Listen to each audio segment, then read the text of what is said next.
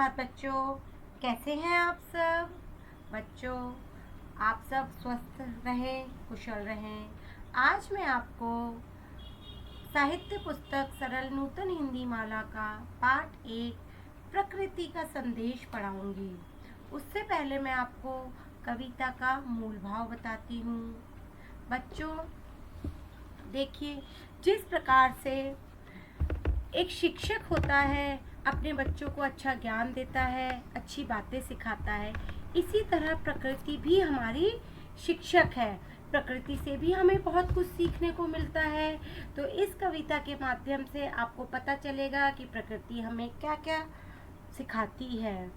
सबसे पहले देखिए, जो ग्रीन कलर के बॉक्स में लिखा है मैं वो पढ़ती हूँ। प्रकृति में जितनी भी वस्तुएं हैं सभी हमें कुछ ना कुछ सीख देती हैं और हर वस्तु से हमें कुछ ना कुछ सीखने को मिलता है।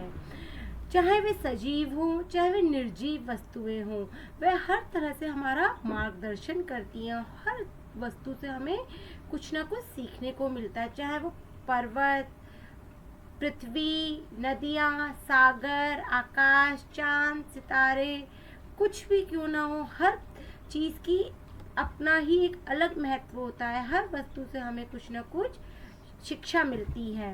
तो देखिए, मैं इस कविता का पहले सस्वर वाचन करूँगी, फिर आपको मैं कविता का अर्थ बताती जाऊंगी। आप पेंसिल अपने हाथ में रखिएगा, जिससे जो भी कठिन शब्द हो वो उन्हें मैं बताऊंगी और उनके अर्थ भी आपको बताऊंगी।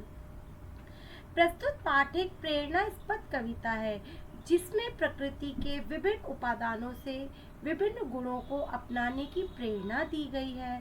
प्राकृतिक उपादानों के माध्यम से बच्चों को महान बनने या सद्गुणों को आत्मसात करने की प्रेरणा मिलती है। तो अब मैं कविता का सस्वर वाचन करती हूँ, आप भी ध्यान से सुनिएगा और इनके अर्थ को ग्रहण कीजिएगा। पर्वत कहता शीश उठाकर तुम भी ऊंचे बन जाओ, सागर कहता है लहराकर मन में गहराई लाओ। समझ रहे हो क्या कहती हैं, उठ उठ गिर गिर तरल तरंग, भर लो अपने मन में मीठी मीठी मृदुल उमंग। पृथ्वी कहती धैर्य न छोड़ो, कितना ही हो सिर पर भार, नभ कहता है फैलो इतना, ढक लो तुम सारा संसार। प्रस्तुत कविता के कवि हैं सोहनलाल द्विवेदी जी। सोहनलाल द्विवेदी जी हमें प्रकृति के संदेश को ग्रहण करने की प्रेरणा दे रहे हैं। तो चलिए, अब हम हर पंक्ति का अर्थ देखते हैं। पर्वत कहता शीश उठाकर तुम भी ऊंचे बन जाओ, सागर कहता है लहराकर मन में गहराई लाओ। पर्वत का मतलब होता है पहाड़, शीश मतलब सिर।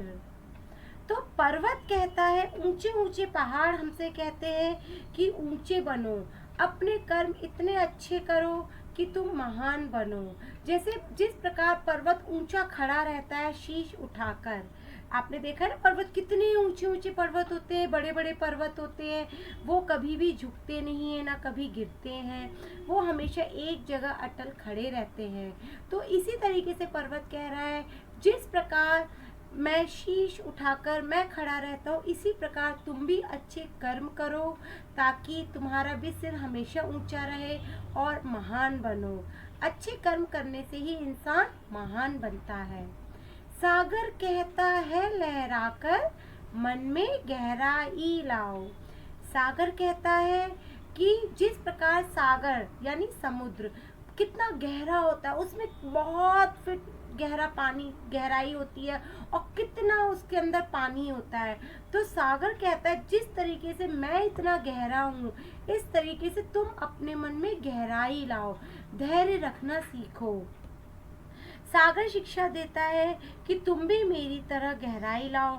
सागर की लहरें जिस तरह समुद्र के पानी में बड़ी बड़ी हिलोरें उठती है और उसे भी वो अपने अंदर संजो लेती है, इसी तरह वो मनुष्य से कहता है कि मेरी तरह तुम भी अपने अंदर गहराई लाओ। समझ रहे हो क्या कहती हैं, उठ उठ गिर गिर तरल तरंग। तो लहरें जो होती है, आपने देखा होगा, लहरें जो होती है ऊपर नीचे उठती रहती है, बहती रहती है, कभी नीचे कभी ऊपर, तो वो बहती रहती हैं। तरल तरंग का अर्थ होता है, तरल का मतलब बहने वाला पदार्थ यानी लिक्विड, और तरंग का मतलब होता है लहर। तो जिस तरीके से लहरें होती हैं पानी की, वो ऊपर नीचे इस प्रकार से, इस तरीके से चलती रहती हैं। तो उसका मतलब क्या, हमारे जीवन में भी बहुत उतार चढ़ाव आते हैं, कभी सुख तो कभी दुख आते हैं। तो हमें लेकिन अपने दुख से निराश होकर नहीं बैठना चाहिए। जिस तरीके से पानी की लहरें होती हैं, ऊपर नीचे उठती रहती हैं, लेकिन फिर भी वो बहना बंद नहीं करती हैं। इसी तरीके से अगर हमें कभी कोई दुख होता है तो हमें निराश होकर नहीं बैठना चाहिए। पानी की लहरों की तरह सुख दुख तो जीवन, मनुष्य के जीवन में आते रहते हैं, और हमें आगे बढ़ना चाहिए। भर लो अपने मन में मीठी मीठी मृदुल उमंग। तो उसी तरह हमें अपने जीवन में खुश रहना चाहिए, उमंग व उत्साह से अपने काम को पूरा करना चाहिए। ये नहीं कि कोई भी दुख आया, कुछ भी निराशा हुई और हम हार मान के अपने जीवन से बैठ जाते हैं। नहीं, हमें अपने जीवन में जो आए मुसीबत होती हैं, दुख होते हैं, उनका डटकर सामना करना चाहिए। हमें अपने जीवन से हार नहीं माननी चाहिए, बल्कि अपने लक्ष्य को प्राप्त करने के लिए आगे निरंतर प्रयास करते रहना चाहिए। जिस तरीके से पानी की लहरें होती हैं, वो ऊपर नीचे उठकर भी बहना बंद नहीं करती है, इसी तरीके से हमें भी अपने मन में उमंग भरकर अपने जीवन को एक खुशनुमा जीवन बनाना चाहिए। पृथ्वी कहती धैर्य न छोड़ो, कितना ही हो सिर पर भार।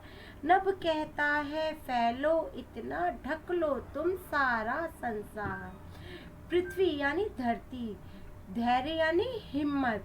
पृथ्वी कहती है, जिस तरीके से देखो पृथ्वी है, हम सब उस पर रह रहे हैं, पृथ्वी पर हम लोग चल रहे हैं, हर मनुष्य पृथ्वी पर चल रहा है, वो उसने हम सबका भार संभाल रखा है, लेकिन वो फिर भी कभी हार नहीं मानती है।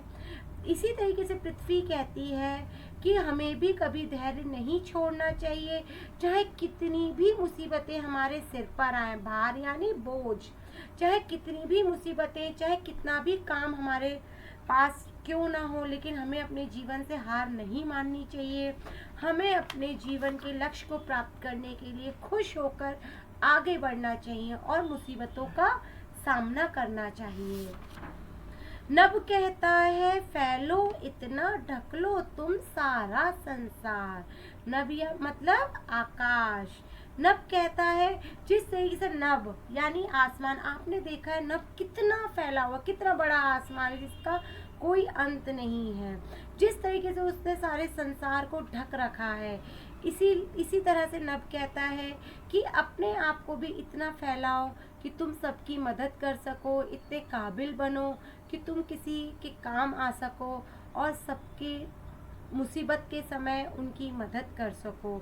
इस तरीके से तुम अपनी अच्छाई से सबका मन जीत लो और किसी के लिए प्रेरणा का स्रोत बनो। तो इस कविता का बच्चों आपको सार समझ में आया? इसको आप फिर से सुनिएगा तो आपको अच्छे से समझ आएगा।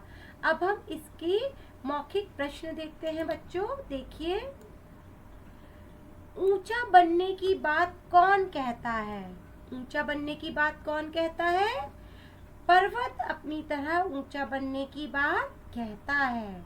अपने मन में उमंग भरने के लिए कौन कहता है? अपने मन में उमंग भरने के लिए लहरें कहती हैं कि अपने मन में उमंग भरनी चाहिए। पृथ्वी क्या कहती है? पृथ्वी धैर्य ना छोड़ने को कहती है। सारा संसार ढक लेने का क्या अर्थ है? आकाश हमें अपनी तरफ फैलकर संसार को ढकने का संदेश देता है। तो ये थे मौखिक प्रश्न। अब देखते हैं इसके शब्दार्थ। देखिए बच्चों, प्रकृति, प्रकृति का अर्थ क्या होता है? कुदरत। संदेश, संदेश का अर्थ होता है सूचना, समाचार, मैसेज। शीश, शीश का मस्तक, माथा। सागर, सागर का अर्थ होता है समुद्र। तरल, बहने वाला पदार्थ यानी लिक्विड, जिसमें दूध, पानी ये सब आता है। तरल, लहर, वेव। मृदुल, कोमल, सॉफ्ट। उमंग, उल्लास। धैर्य, धीरज, पेशेंस। भार, बोझ, बर्डन। नभ, आकाश। अब देखिए शब्द भंडार। पर्यायवाची शब्द देखिए। पर्वत का पर्यायवाची क्या होता है? पहाड़, गिरी, भूधर। पृथ्वी, धरा, धरती, भू, मही। शीश, मस्तक, माथा, ललाट। नभ, आकाश, गगन, आसमान। सिंधु, समुद्र, सिंधु, रत्नाकार, सागर का पर्यायवाची। संसार, जग, विश्व, जगत। विलोम देखिए। गहरा का उल्टा क्या होगा? उथला। तरल का मतलब ठोस। धैर्य का मतलब अधैर्य। मृदुल, कठोर। फैलना, सिकुड़ना। ऊंचा, नीचा।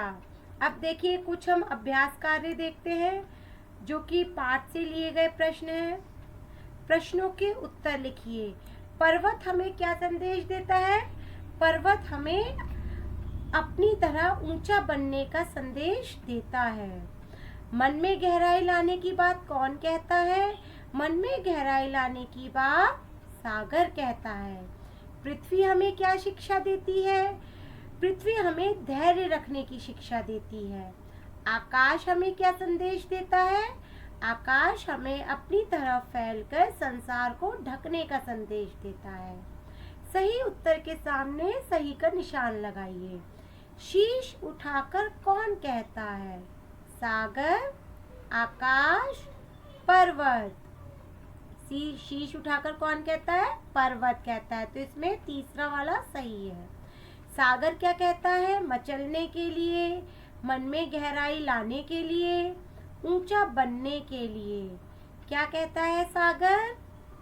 मन में गहराई लाने के लिए कहता है सागर। धैर्य न छोड़ने के लिए कौन कहता है या कहती है? तरंग, पृथ्वी, नभ। धैर्य न छोड़ने के लिए पृथ्वी कहती है।